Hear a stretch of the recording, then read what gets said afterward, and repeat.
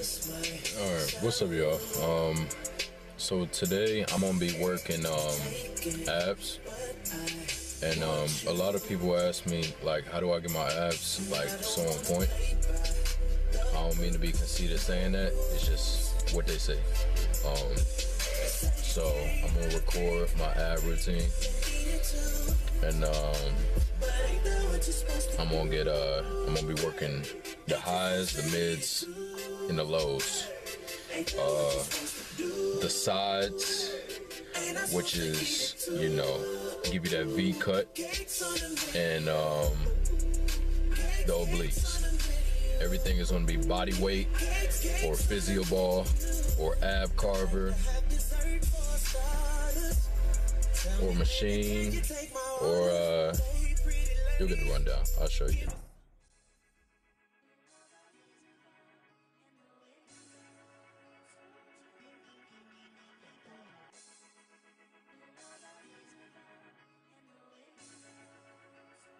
So this little gray thing I use right here is the ab Carver. This has been my day one product since I started working out, right?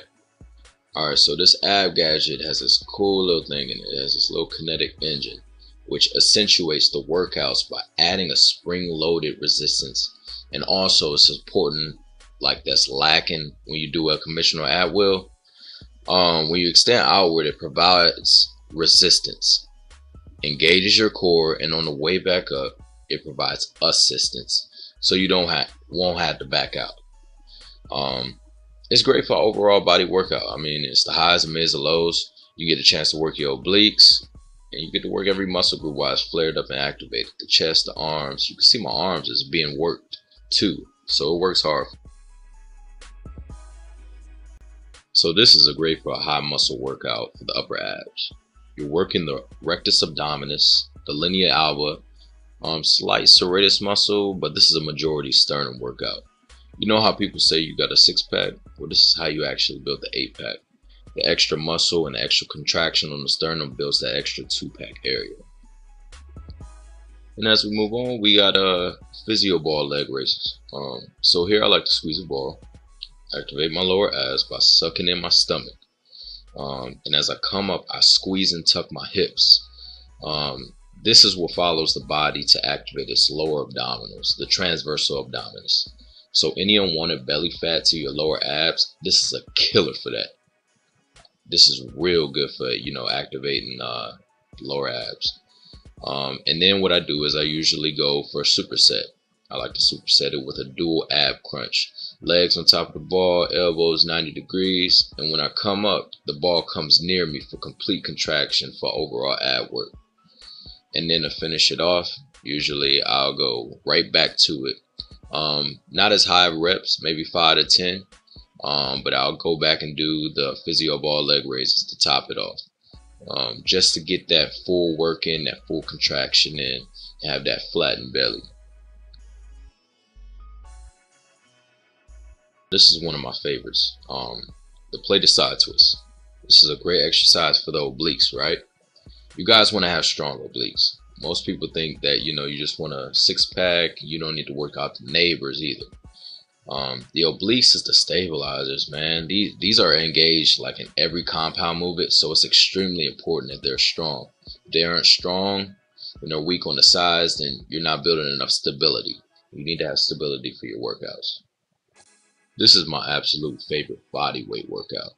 The thing about this is that you're working your internal and external obliques, your lower abs, and the transversal abdominis, and it's a great hip flexor exercise. So in layman terms, the love handles.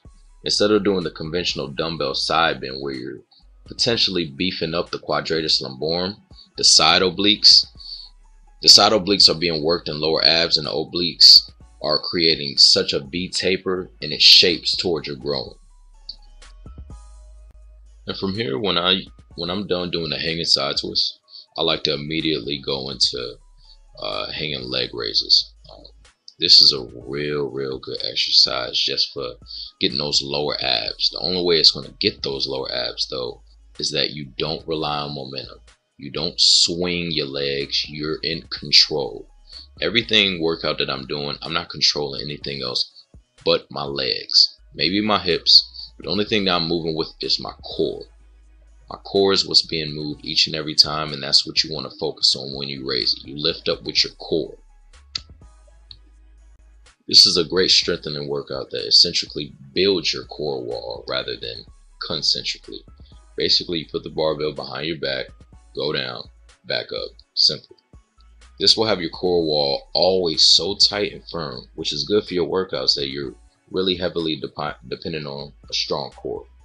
Squats, bench, deadlift, etc. This will feel somewhat like a hip flexor workout more than your abs, but that's good because your hip flexors need to be worked out since it's a vital part of your core strength. So that's really essential for your workouts. But like I said, this is an overall core workout. It just may feel like it's a hip flexor. Then from what I do is I drop the bar down, right? What I do is I superset it. Superset it with jackknives. I like to emphasize mostly on the obliques, especially since I feel like that's a weak point. So I just do that. Small reps, it doesn't matter. Alright, so now it's time to show the serratus some love, right? This is the best workout in my opinion for building a strong serratus. The serratus is like the gills on your side of your body running from your pectoralis minor, the lower chest, to your obliques. You know what the obliques are. This will give that serratus a deeper cut and overall a strong core. Because once you already move those cables, your core is already being strengthened. So yeah, this is actually one of my favorite workouts. It's just real good. For those that may not understand what I'm basically talking about, basically you want to use this logic that you're a boxer and you're throwing a right hand jab with a cable in your hand. That's basically it. Then you go into left hand, then right hand, then left hand. What you're doing is just moving that serratus and spreading it. That's all it is. It's just like a boxer would. But use that logic and it'll help you. And the finale. So these are Woodchoppers. These are the best thing for overall building the core strength. This is core strength, oblique work, serratus definition, abdominal muscle placement, all in one. You're basically getting a pulley from the cable and you bring your arms up in a force motion. Doing this puts so much pressure on the core wall, it literally conceals it to a wall. A brick wall, because your core is already engaged. Once you grab the cables with no movement, it's already strengthened. Now you add that with actual movements that are touching the different facet of your abs. I mean, just talk about complete, right?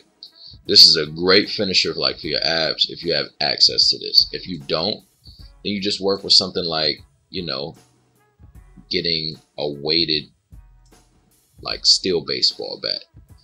You had to go a lot of reps to do it, but you're still activating it down and up. Or a golf club, it doesn't matter. But this is the best one in my opinion.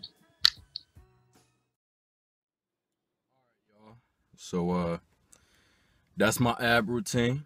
You know, it's packed with about 10 ab workouts, but it's all worth it in the long run. I typically do abs every day. You'll hear a lot of people say don't do abs every day. But I strategically plan out my abs where it's not a lot of volume, but there's one specific day where there's a lot of volume, like today, and that's usually the weekend. My off day. There's no off days. But you know, I'll do abs every day. I'll keep it light. Like one day I'll do ab Carver, another day I'll do leg raises, side twists.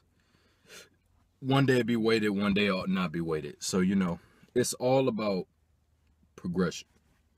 And I don't know about y'all, but I don't want to wait for my abs.